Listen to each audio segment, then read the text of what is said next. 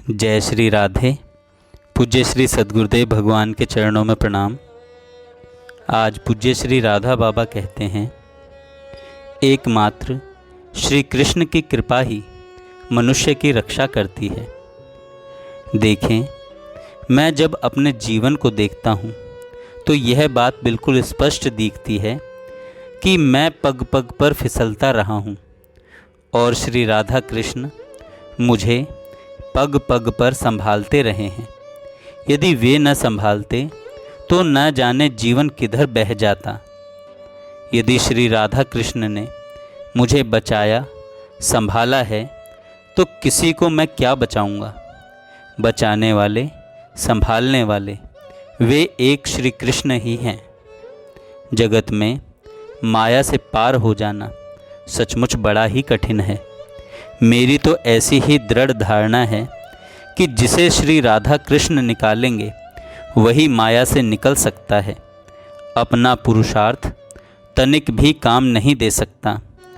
जिस समय विषयों का प्रलोभन आता है, सारा विवेक निष्फल हो जाता है।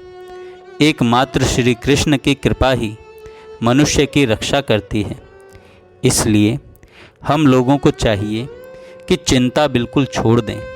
जिस दिन श्री राधा कृष्ण चाहेंगे उस दिन ही मनुष्य विषयों से मुख मोड़ सकता है। एक बात और है, जिसने श्री कृष्ण की शरण ली है, किसी न किसी दिन श्री कृष्ण उसका अवश्य उद्धार करेंगे ही। एक बात और है कि भजन के लिए काम छोड़ने की आवश्यकता नहीं। भजन का संबंध मन से है। काम छोड़ने पर भी मन तो साथ छोड़ेगा नहीं। जो मन आज है वही फिर भी तरह तरह के धोखे से भजन से हटा सकता है। इसलिए पहले कुछ दिन अलग रहकर अच्छी तरह भजन का अभ्यास करके देखना चाहिए। भजन में मन लग जाए तो फिर सारे संसार का काम भले ही चौपट हो जाए, कोई हानि नहीं। पर भजन में मन न लगकर प्रमाद का जीवन न बने, इस विषय में विशेष सावधान रहना चाहिए। आप सत्संग से पूरा लाभ उठाने की चेष्टा कर रहे हैं, सो बहुत अच्छी बात है। आपको अब करना ही क्या है, भजन और सत्संग में ही तो शेष जीवन बिता देना है। फिर उसमें उत्साह की कमी तो आनी ही नहीं चाहिए। संतों का संग हो, नाम जप हो तथा भगवान के रूप की झांकी होती रहे। संतों का संग हो, नाम जप हो तथा भगवान के रूप की झांकी होती रहे। बस और क्या चाहिए, बस और क्या चाहिए। सत्संग से पूरा लाभ उठाना चाहिए। पूरा लाभ यही है कि मन भगवान में पूर्णतया लग जाए। सब ओर से प्रीति हटकर एकमात्र प्रिया प्रियतम की ओर केंद्रित हो जाए। मैं तो आपको एक ही परामर्श देता हूँ, प्रिया प्रियतम को कम से कम 5 मिनट पर तो याद कर ही लें। जैसे हो वैसे प्रिया प्रियतम की अखंड स्मृति बनी रहे, यही करना है। आप अवश्य करें, यही मेरा सप्रेम अनुरोध है।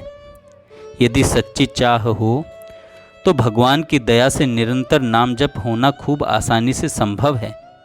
इसीलिए आप मन से श्री कृष्ण के आगे अपनी चाह प्रकट कीजिए, फिर देखिए भजन अवश्य होगा। मन में कुछ रखकर ही प्रायः लोग प्रार्थना करते हैं, इसीलिए भगवान भी देखते हैं। अभी ठीक चाह हुई नहीं, चलो अभी टाल दूं। यदि हृदय की सारी शक्ति से भगवान के सामने कोई एक बार भी रोने लगे तो फिर भगवान उसी क्षण असंभव को संभव कर देते हैं। इसलिए आपसे भी प्रेम पूर्वक प्रार्थना है कि निरंतर नाम जप की सच्ची चाह लेकर आप श्री कृष्ण के सामने रोज नियमित रूप से प्रार्थना करें। जिस दिन प्रार्थना हृदय से होगी उसी क्षण से भजन होने लगेगा। श्री कृष्ण पर भरोसा करके मन से उनको कहिए, लिखिए, वे सबकी सुनते हैं और आपकी भी सुन सकते हैं यदि आप उन्हें सुनाना चाहें। देखिए, जीवन तो समाप्त होगा ही, चाहे विषयों के संग में बीते अथवा भगवान के संग में। भगवान की ओर जितना बढ़िएगा उतनी शांति बढ़ेगी। उनको छोड़कर जगत के किसी भी प्रपंच में सुख खोजिएगा तो जलन बढ़ेगी।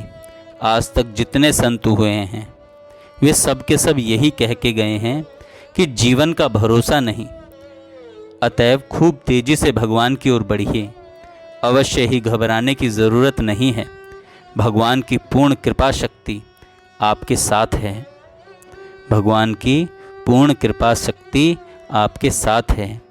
अंतिम बात यह है कि निरंतर नाम लीजिए और कुछ भी नहीं करना है, सब भगवान करेंगे। जय श्री राधे। जय श्री राधे। पूज्य श्री सद्गुरुदेव।